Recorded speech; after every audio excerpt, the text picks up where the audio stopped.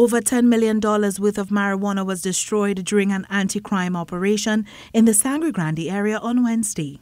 According to police, officers journeyed 3 miles into a forested area of the Upper Cunapo Road, where they located 2 camps, outfitted with solar panels, equipped with water tanks and air-conditioned units, and other amenities.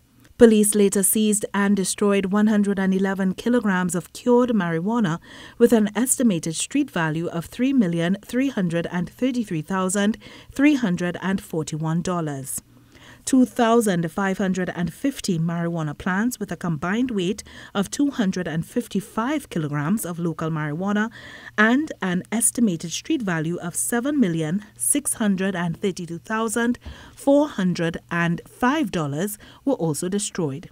The grand total of the operation is an estimated $10,965,746.